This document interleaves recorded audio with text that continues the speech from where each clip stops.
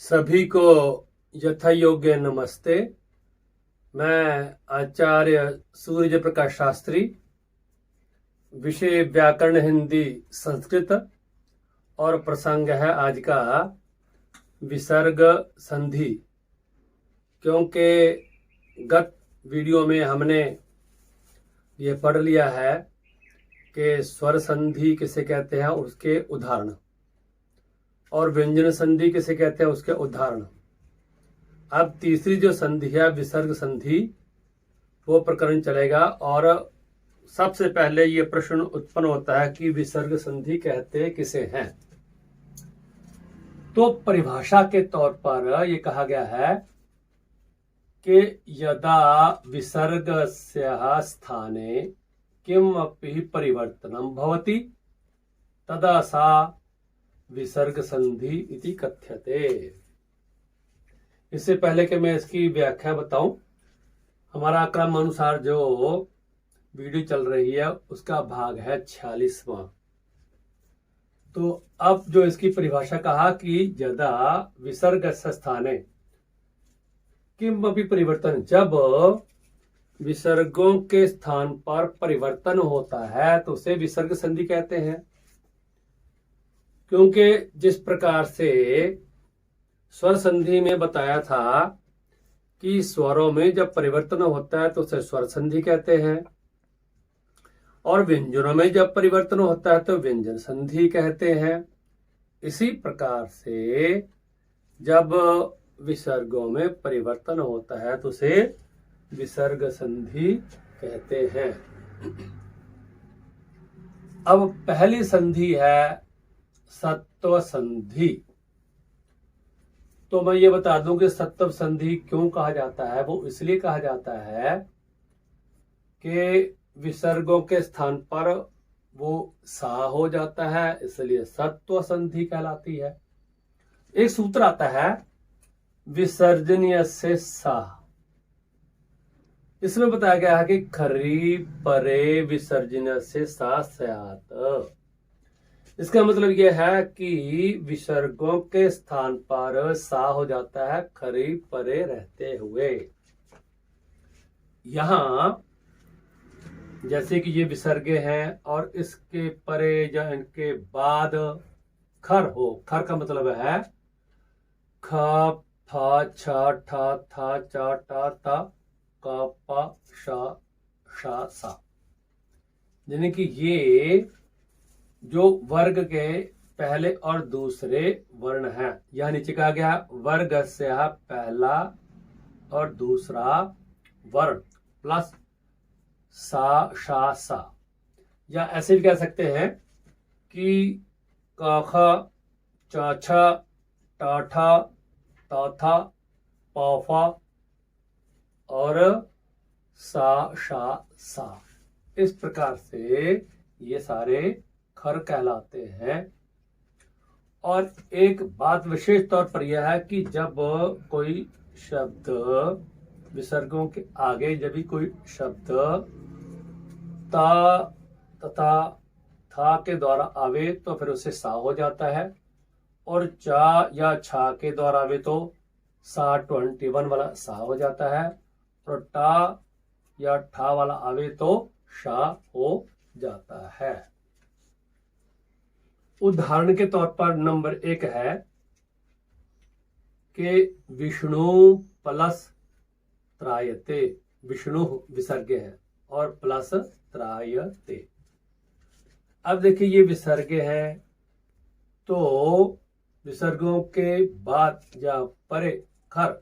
खर में क्या क्या बताया है कि वर्ग का पहला और दूसरा अक्षर और सा, सा, सा। तो इसमें ता है, तो ये त्रा कैसे बनता है, ता रा प्लस आ, तो ता है। तो विसर्गों के स्थान पर सा हो जाएगा, इसलिए ये विसर्ग हैं। और विसर्गों के स्थान पर सा हो गया, इसलिए इन विसर्गों को हमने काट दिया क्योंकि इनके स्थान पर सा हुआ। आगे प्लस त्रायते, तो त्रा ले लिया। जब हमने इनको जोड़ा तो बना विष्णुस्त्रायते, ये शब्द निष्पन्न हुआ। दूसरी उदाहरण में है बालः प्लस तिष्ठति। तो ये जो विसर्ग है, विसर्ग के स्थान पर सा हुआ, क्योंकि सूत्र के अनुसार विसर्जनीय से सा की विसर्गों के स्थान पर सा हो जाता है खरे परे रहते हुए। तो बाल में विसर्ग है प्लस तिष्ठति, तो ये विसर्ग जो है विसर्ग के स्थान पर सा आ गया। तो इस प्रकार से विसर्गों को हमने काट दिया क्योंकि इसके स्थान पर सा आ गया है। इस प्रकार से आगे प्लस ती है, तिष्ठति का ती है, जब हमने इसको जोड़ा तो बना बालस्तिष्ठति, ये शब्द निष्पन्न हुआ। तीसरी जो उदाहरण है कहा मनः प्लस तापः। तो यहां विसर्गे हैं तो विसर्गों के स्थान पर सा आ जाएगा, हलंत सा। इसलिए ये विसर्गों को हमने काट दिया, इसलिए काटा कि इसके स्थान पर सा आ गया है। जब हमने इनको मिलाया तो बना मनस तापः, यह शब्द निष्पन्न हुआ। इसी प्रकार से चौथी उदाहरण में है नमः प्लस ते। यहां मां के आगे विसर्गे हैं तो विसर्गों के स्थान पर सा आ गया है, इसलिए विसर्गों को हमने काट दिया तो ये सा हलंत आया। आगे प्लस ते, ते वाला ये आगे आ गया। हमने इनको मिलाया बना नमस्ते, यह शब्द निष्पन्न हुआ। इस प्रकार से पांचवी उदाहरण में है धनु विसर्ग है प्लस टंकारः। तो धनु के आगे जो विसर्ग है तो विसर्ग जो है सूत्र के अनुसार विसर्ग को सा हो जाता है खरी परे रहते हुए। तो यहाँ जो विसर्ग है विसर्गों के स्थान पर सा होगा, परंतु आगे ट है तो इसलिए शा होगा। यहाँ कहा कि यदि टा ठा के साथ यदि कोई आगे शब्द आता है, पहला जो टा होना चाहिए या ठा होना चाहिए तो वो शा हो जाता है, तो इसलिए सा की जगह पर शा हो गया। तो अब हम इसको काट देंगे तो रह गया शा और प्लस टम। अब हमने जोड़ा तो बना धनुष्टंकारः, यह शब्द निष्पन्न हुआ। छठी उदाहरण है निहि प्लस ठुर।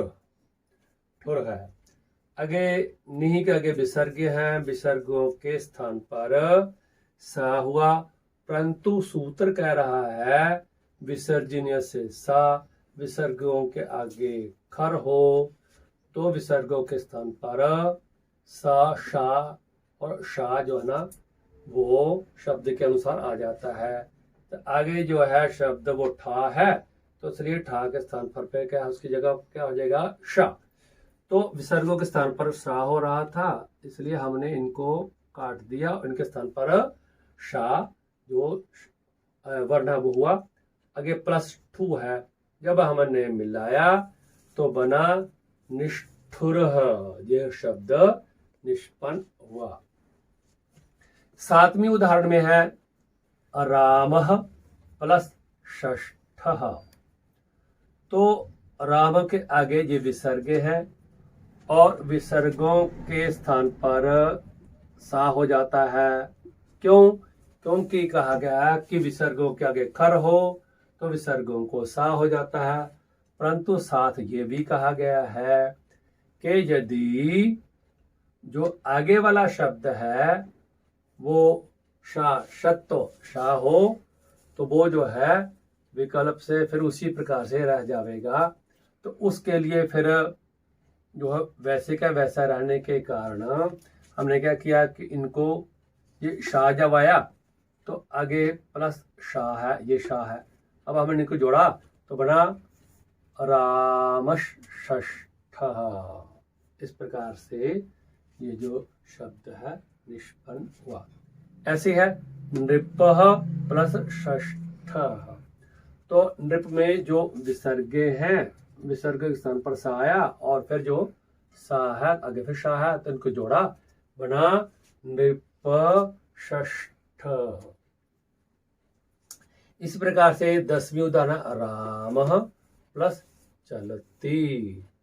तो राम चलती में उसी प्रकार से आ जाएगा कि विसर्गों के स्थान पर सा हुआ, परंतु इसके स्थान पर जो है वो शा इसलिए हो गया कि जब चा और छा के साथ जब अगला शब्द हो तो फिर शा हो जाता है, परंतु जहां सा है विसर्जन से सा के सूत्र के अनुसार, तो यहाँ जो है वो सा 21 वाला हुआ। और इस प्रकार से जब हमने जोड़ा तो बना रामश चलती, जो शब्द निष्पन्न हुआ बन गया। 11वीं उदाहरण में है रामः प्लस च। तो अब यहाँ विसर्गे हैं, तो विसर्गे जो है विसर्जनीय से सा के अनुसार सा आ गया, परंतु साथ ये भी कह रहा है कि यदि आगे चा हो तो 21 वाला सा आएगा, इसलिए सा के स्थान पर 21 वाला सा जो है हमने लगा दिया। जब हमने इनको जोड़ा तो बना रामश्च, यह शब्द निष्पन्न हुआ। 12वीं उदाहरण में है हिमाद्रे प्लस चैव। तो द्रे का आगे विसर्गे है, तो विसर्गे विसर्जनीय से सा सूत्र के अनुसार विसर्गों के आगे खर हो तो विसर्गों के स्थान पर सा, शा और शा हो जाता है। तो इस प्रकार से हिमाद्रे में विसर्गे हैं, विसर्गों के स्थान पर ये सा हुआ, परंतु यहाँ ये कहा कि यदि आगे वाला शब्द चा से या छा से हो तो फिर विसर्गों के स्थान पर 21 वाला जो सा है वो होगा, इसलिए ये सा 21 वाला सा रह गया। तो अब जब हमने इनको जोड़ा हिमाद्रे और शा और चैव जोड़ा तो हिमाद्रेश्चैव, यह शब्द जो है वो निष्पन्न हुआ। तो इस प्रकार से आज से हमारी जो संधि है तीसरा भाग, क्योंकि 3 प्रकार की संधियां होती हैं, स्वर संधि है, व्यंजन संधि है और विसर्ग संधि है। तो आज जो है विसर्ग संधि हमने प्रारंभ की है और उसका जो पहला भाग है वो पहला भाग जिसका नाम है सत्व संधि हमने शुरू की है और मैंने अच्छी प्रकार से समझाने का प्रयास किया है। मुझे उम्मीद है कि आप लोगों की ये समझ में विसर्ग संधि आ गई होगी, क्योंकि ये जो संधि है वो 6th क्लास से लेकर के 10th क्लास तक और रीड के विद्यार्थियों के लिए, RPS का एग्जाम देने वाले विद्यार्थियों के लिए तथा लोक सेवा आयोग की तरफ से जो ऊंची कक्षाओं का एग्जाम देने वाले विद्यार्थियों के लिए बहुत ही उपयोगी है। तो मुझे पूर्ण विश्वास है कि आप इससे लाभ उठाने का प्रयास करेंगे और आप लोगों से अनुरोध भी करता हूं कि आप मेरे चैनल को सब्सक्राइब भी जरूर कीजिएगा, जिससे कि हम नई नई वीडियो बना करके आप लोगों की सेवा में प्रस्तुत कर सकूं और आप लाभ उठा सकें। इति ओम शांति।